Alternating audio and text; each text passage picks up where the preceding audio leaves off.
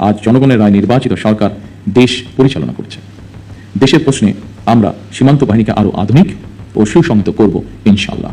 সরকারকে ধন্যবাদ, পানি মন্ত্রীকে ধন্যবাদ পাংশা ব্যারেজ করার জন্য, পাংশায় যে ব্যারেজ করার জন্য যেটা টেকনিকে পাস হয়েছে এই জন্য ধন্যবাদ। আমি ব্যক্তিগতভাবে তারেক রহমানকে ধন্যবাদ জানাচ্ছি। আমাদের মাননীয় প্রধানমন্ত্রীর মেরুদণ্ড ফিরে আসছে। তার মেরুদণ্ড যে ইন্ডিয়ানরা কেড়ে নিয়েছিল, আমি দেখতে পাচ্ছি সেই মেরুদণ্ডে আবার সে জিয়াউর রহমানের সন্তান হিসেবে আবির্ভূত হয়েছে।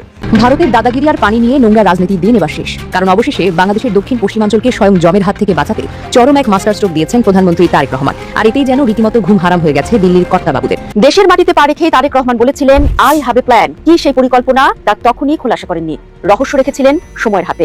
আর সেই সুযোগে বিরোধী দল ও তাদের ছাত্র সংগঠনের নেতারা কটাক্ষ করে ব্যঙ্গ বিদ্রুপে মেতে উঠেছিলেন। কিন্তু প্রধানমন্ত্রীর মসনদে বসে একের পর এক পাশার চাল উল্টে দিতে শুরু করেন তারেক রহমান। ভারতকে চেপে ধরতে বাংলাদেশ পাকিস্তানের সমঝোতা চুক্তি। আন্তর্জাতিক ক্রিকেটে বাংলাদেশকে সবসময় সমর্থন দিবে পাকিস্তান, আর পাকিস্তানকে সমর্থন দিবে বাংলাদেশ। শুধু তাই নয়, ভারতের বেশি আর্থিক সুবিধা পাওয়া কিংবা বেশি ম্যাচ পাওয়ার বিরুদ্ধে কাজ করবে এই দুই দেশ। ভারতীয় আধিপত্যের দিন চিরতরে হচ্ছে শেষ। এবার নিজের অধিকার বুঝে নিচ্ছে নতুন বাংলাদেশ। এতদিন বাংলাদেশকে একটা অঘোষিত কলোনির মতোই ব্যবহার করে এসেছিল ভারত। এবার ভারতকে সেই সুযোগ দিচ্ছে না তারেক রহমানের নেতৃত্বাধীন নতুন বাংলাদেশ। জিয়ার বেটা কখনো ভারতের কাছে মাথা নত করতে পারে না। এই কথা কে বলছে জানেন? বিএনপির সবথেকে অপছন্দনীয় ব্যক্তি নাসিরউদ্দিন পাটোয়ারি। এইদিকে দেখেন ভারতকে বৃদ্ধাঙ্গুলি দেখিয়ে বিএনপি সরকার পদ্মা ব্যারেজ নির্মাণ করতেছে। গতকাল কেনি চৌধুরী কি বলছে যে পদ্মা ব্যারেজ এটা আমাদের স্বার্থ, ভারতের সাথে আলোচনার কি আছে? আরে ভাই, এই বাংলাদেশ তো দেখতে চাই, এই বিএনপি সরকারকে দেখতে চাই। সাব্বাস, এগিয়ে যান, আমরা আছি আপনার সাথে। আমাদের দেশের দিকে তাকিয়ে আছে একটা দৈত্য, এবং সেই দৈত্য রিসেন্টলি বলা শুরু করেছে যে আমার বিলাই আমারে কয় মেয়াও। বাস্তবতা হচ্ছে ভারতের বিরুদ্ধে আমাদের আগামী দিনগুলোতে লড়াই করতে হবে, এবং লড়াই করার জন্য আমরা বাধ্য হয়ে যাব। ভারত এমন এক ফিল্ড আমাদের জন্য তৈরি করে দিচ্ছে, কিংবা এমন এক ফিল্ড আমাদের জন্য সাজিয়ে দিচ্ছে যে আমরা বেঁচে থাকার জন্য হলেও ভারতের বিরুদ্ধে লড়াই করে যাব। ভারতের দাদাগিরি শেষ, সবার আগে বাংলাদেশ। হ্যাঁ দর্শক, ঠিকই শুনছেন। এই কথাটি শুধু মুখেই শুনতাম, কিন্তু সেটাই এখন বাস্তবে রূপান্তর করছে আমাদের প্রধানমন্ত্রী তারেক রহমান। প্রধানমন্ত্রী তারেক রহমান পদ্মা ব্যারেজ প্রকল্প হাতে নেওয়ার পর ভারতের টেনশন শুরু হয়ে গিয়েছে।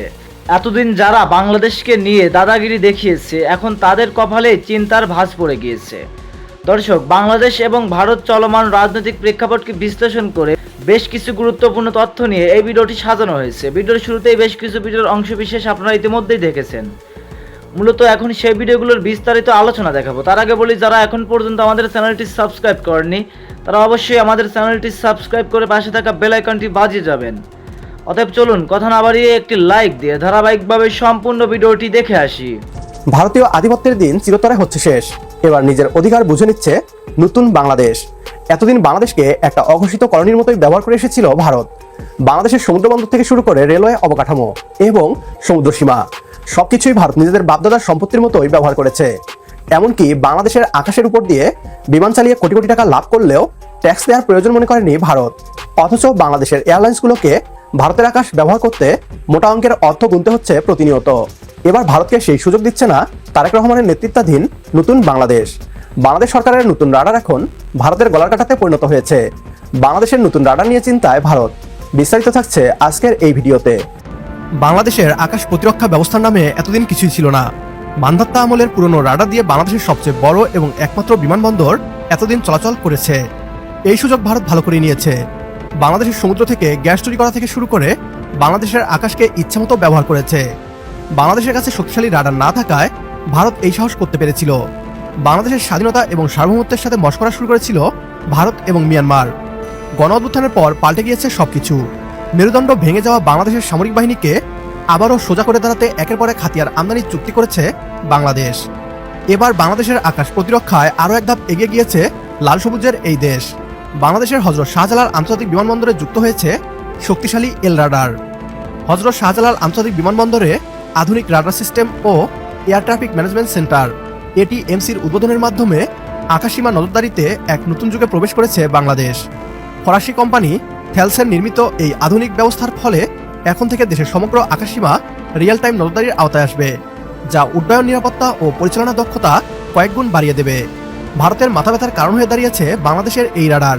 কারণ এই রাডার বাংলাদেশের রাজধানী ঢাকা থেকে বাংলাদেশের সমুদ্রসীমা এমনকি পশ্চিমবাংলা, আসামও এর আওতায় চলে আসবে।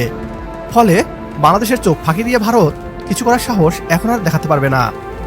গত 21 এপ্রিল মঙ্গলবার বেসামরিক বিমান পরিবহন ও পর্যটন মন্ত্রী আফরোজা খানম এবং প্রতিমন্ত্রী এম রাশিদুজ্জামান মিল্লাত, CAB chairman air vice marshal Mohammad Mostafa Mahmud Siddique সহ ঊর্ধ্বতন কর্মকর্তাদের নিয়ে এটিএমসির উদ্বোধন করা হয়।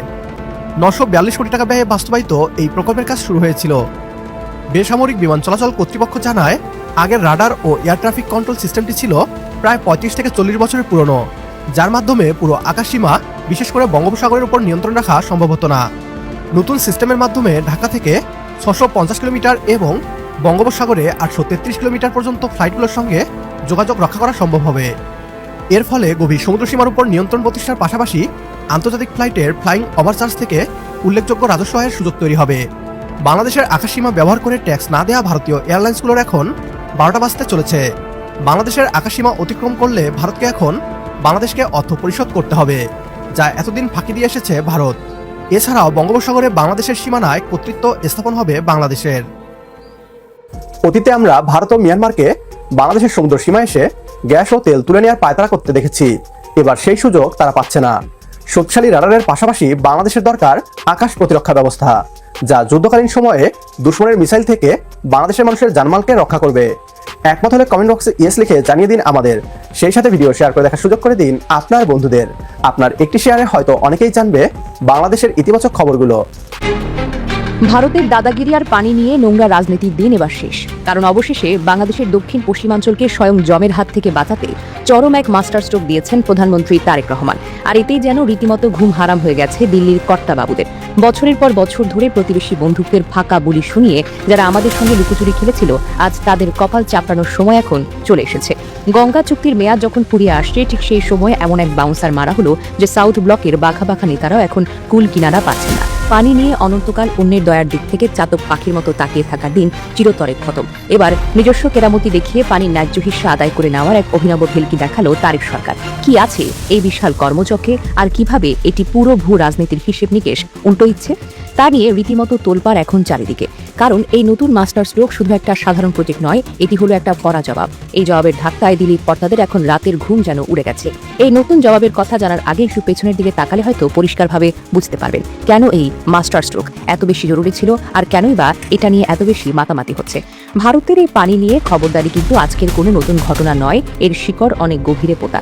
1961 বা 62 সালের দিকে ভারত যখন মুর্শিদাবাদের গঙ্গা নদীর বুকে কংক্রিটের বিশাল এক দেয়াল তোলার কাজ শুরু করে, তখন তারা শুধু মিষ্টি কথায় বুঝিয়েছিল এটা নাকি শুধুই কলকাতা বন্দরকে বাঁচানোর একটি সাধারণ চেষ্টা। তারা বলেছিল এতে নাকি আমাদের কোনো ক্ষতি হবে না। কিন্তু 1975 সালে যখনই ফারাক্কা বাঁধ পুরোদমে চালু হলো, তখন তাদের আসল ভয়ঙ্কর রূপটা বেরিয়ে আসে।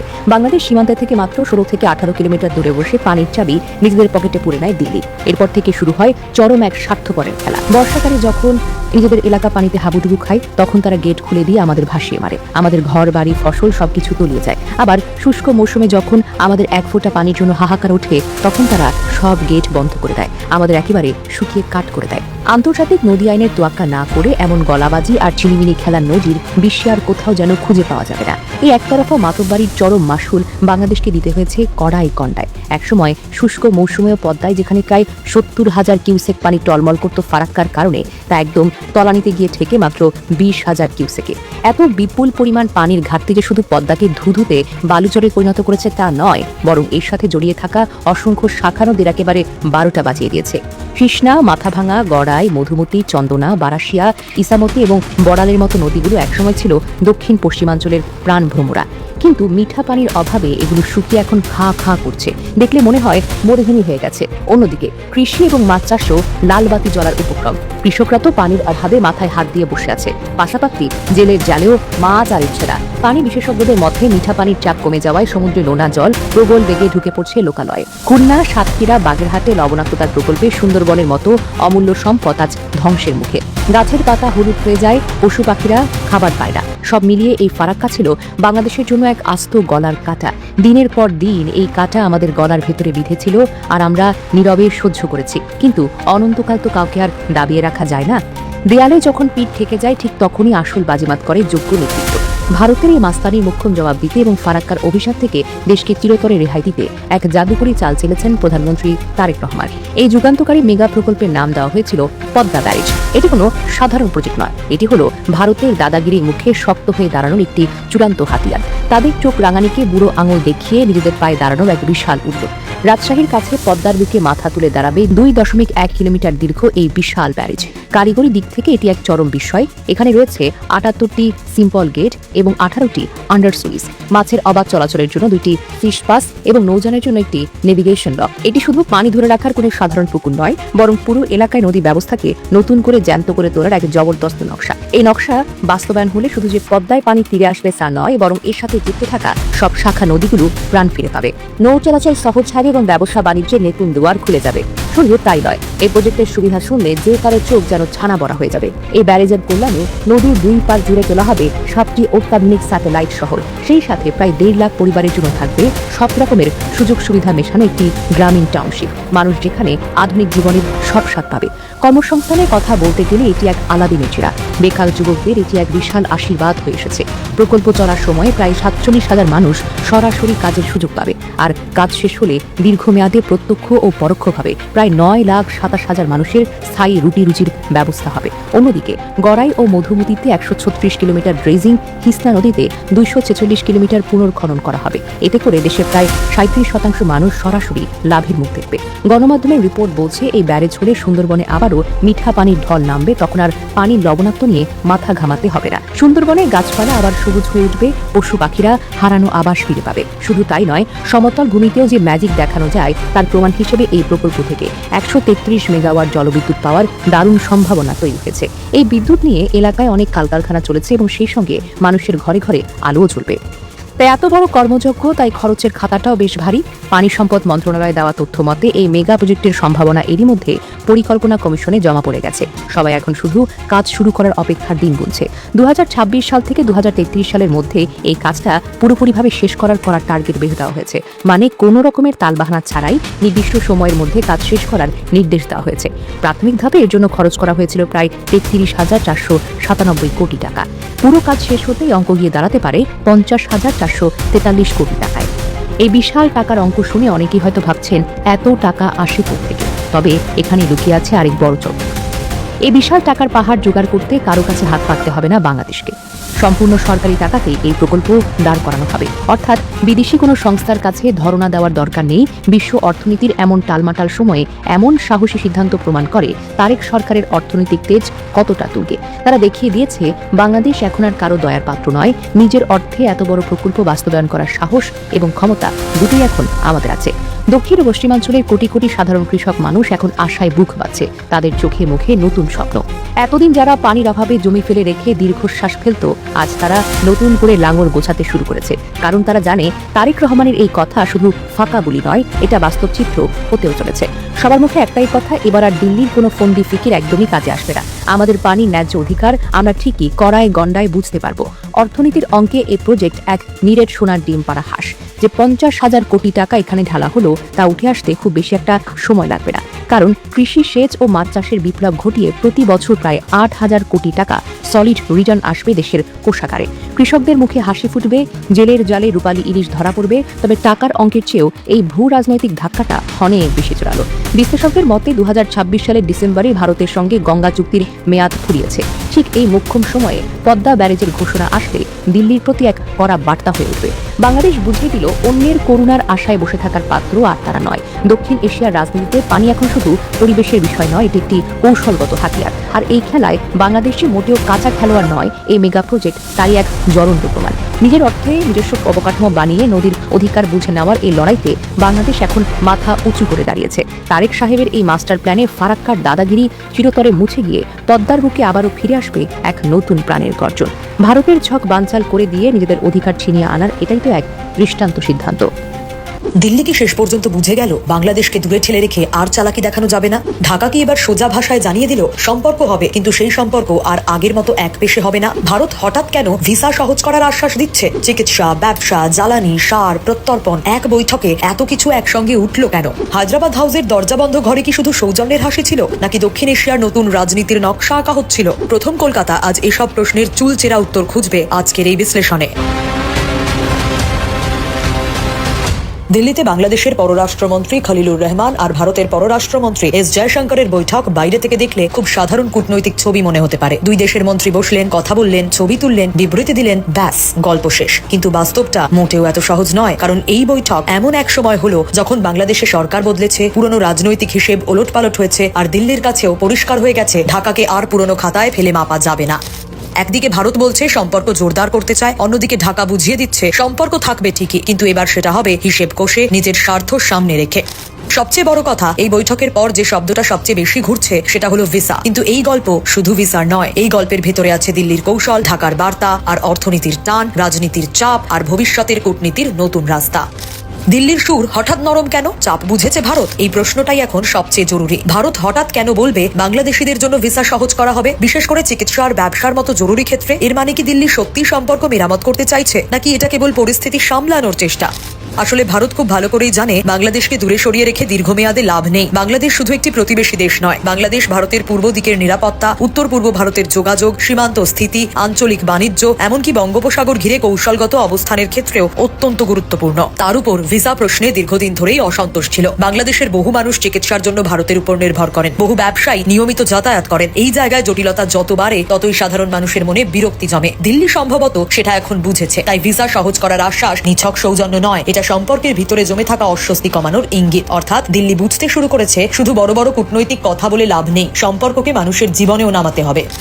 ঢাকা দিল্লিকে কি বার্তা দিল? বন্ধুত্ব চাই, কিন্তু মাথা নত নয়। বাংলাদেশের নতুন সরকার দিল্লিতে গিয়ে শুধু ভদ্রতা দেখায়নি, তারা দরকারি কথাও বলেছে। সোজা করে বলেছে ডিজেল চাই, সারের যোগান চাই, মানুষের জন্য ভিসা চাই, আর আইনি সহযোগিতাও চাই। এই জায়গাটাই সবচেয়ে গুরুত্বপূর্ণ, কারণ এর মানে ঢাকা এখন আর শুধু রাজনৈতিক ঘনিষ্ঠতার ভাষার কথা বলছে না, ঢাকা এখন ফল চাইছে, ব্যবহারিক লাভ চাইছে, দেশের কাজে লাগে, মানুষের কাজে লাগে এমন সিদ্ধান্ত চাইছে। এখানেই বাংলাদেশ ফার্স্ট নীতির রাজনৈতিক মানে পরিষ্কার হয়ে যায়। অর্থাৎ সম্পর্ক থাকবে, কিন্তু সেই সম্পর্ক হবে বাংলাদেশের স্বার্থকে সামনে রেখে। দিল্লির সঙ্গে বন্ধুত্ব থাকবে, কিন্তু তা যেন একতরফা না হয়, এই বার্তাটাই স্পষ্ট। এটা দিল্লির জন্যও ছোট বার্তা নয়, কারণ তারা বুঝে যাচ্ছে এখনকার ঢাকা আগের মতো চুপ করে শুধু শুনবে না, এবার কথা বলবে, দর কষাকষি করবে, প্রয়োজনে কঠিন দাবিও তুলবে। একটু পিছনে ফিরে যাই, 2024 সালের 5ই অগস্ট বাংলাদেশের তৎকালীন প্রধানমন্ত্রী শেখ হাসিনা দেশ ছাড়ার পর গোটা অঞ্চলের রাজনৈতিক ছবিটাই বদলে গিয়েছিল। তিনি ভারতে আশ্রয় নেওয়ার পরে ভারত বাংলাদেশ সম্পর্কের উপর অস্বস্তির ছায়া পড়েছিল, কারণ দিল্লি তখন এক পুরনো রাজনৈতিক সমীকরণের সঙ্গে জড়িত, আর বাংলাদেশে তখন তৈরি হচ্ছে নতুন ক্ষমতার কেন্দ্র। সেই সময় থেকেই প্রশ্ন উঠছিল, ভারত কি পুরনো সম্পর্ক আঁকড়ে ধরে রাখবে, নাকি নতুন বাংলাদেশের সঙ্গে নতুন করে বোঝাপড়া করবে? তারপর সময় বদলেছে, বাংলাদেশে নতুন সরকার এসেছে, নতুন ভাষা এসেছে, নতুন রাজনৈতিক অবস্থান সামনে এসেছে, আর দিল্লিও বুঝেছে বাস্তব রাজনীতিতে পুরনো খাতা চিরকাল খোলা রাখা যায় না। তাই খলিলুর রহমানের দিল্লি সফর ছিল শুধু শুভেচ্ছা সফর নয়, এটা ছিল বরফ গলানোর চেষ্টা, এটা ছিল পুরনো অস্বস্তির উপর নতুন কথোপকথনের সেতু তোলার চেষ্টা।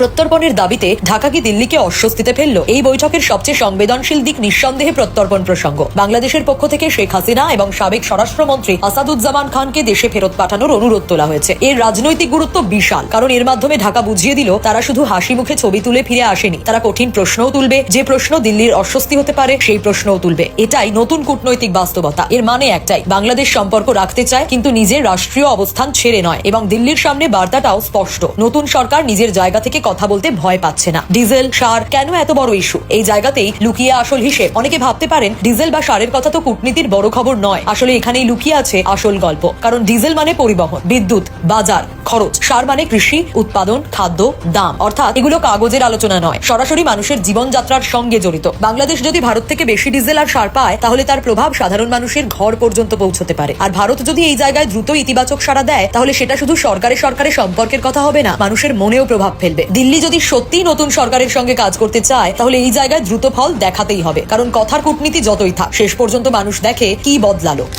ভারত কি এখন সময় নষ্ট করতে চাইছে না? কারণ মাঠ ফাঁকা রাখলে অন্য কেউ ঢুকবে। এখানে ভারতের নিজের স্বার্থটাও বোঝা দরকার। দক্ষিণ এশিয়ার রাজনীতিতে কোনো ফাঁকা জায়গা বেশি দিন ফাঁকা থাকে না। যেখানে ভারত দুর্বল হবে, সেখানেই অন্য শক্তি ঢোকার চেষ্টা করবে। দিল্লি এই বাস্তবতা খুব ভালো করেই জানে। তাই বাংলাদেশের নতুন সরকারের সঙ্গে সম্পর্ক রাখা ভারতের কাছে শুধু সৌজন্যের প্রশ্ন নয়, এটা কৌশলগত প্রয়োজন। বাংলাদেশে যদি নতুন ক্ষমতা কাঠামো দীর্ঘমেয়াদে টিকে যায়, তাহলে তাকে উপেক্ষা করে ভারতের কোনো লাভ নেই। বরং যত দ্রুত যোগাযোগ, তত দ্রুত আস্থা, তত কম ঝুঁকি। এই কারণেই জয়শঙ্করের ঘনিষ্ঠ যোগাযোগ বজায় রাখার কথা এত গুরুত্বপূর্ণ। শুনতে সাধারণ লাগলেও এর ভিতরে রয়েছে স্পষ্ট বার্তা। ভারত দরজা পুরোপুরি বন্ধ করছে না, বরং অপেক্ষা করছে কত দূর পর্যন্ত নতুন বোঝাপড়া এগোনো যায়। সব মিলিয়ে হায়দ্রাবাদ হাউসের এই বৈঠক ছিল না নিছক সৌজন্যের আসর, এটা ছিল মাপজোকের। আমি আশা করছি আজকের এই গুরুত্বপূর্ণ ভিডিওটি সম্পূর্ণভাবে দেখেছেন এবং এই ভিডিওটির সাপেক্ষে আপনাদেরকে মতামত অবশ্যই আপনাদের মূল্যবান মতামতটি আমাদের কমেন্ট বক্সে জানিয়ে যাবেন। দেখা হবে পরবর্তী কোনো সত্য এবং গরম খবর নিয়ে। ততক্ষণ সবাই সুস্থ থাকবেন। আল্লাহ হাফেজ।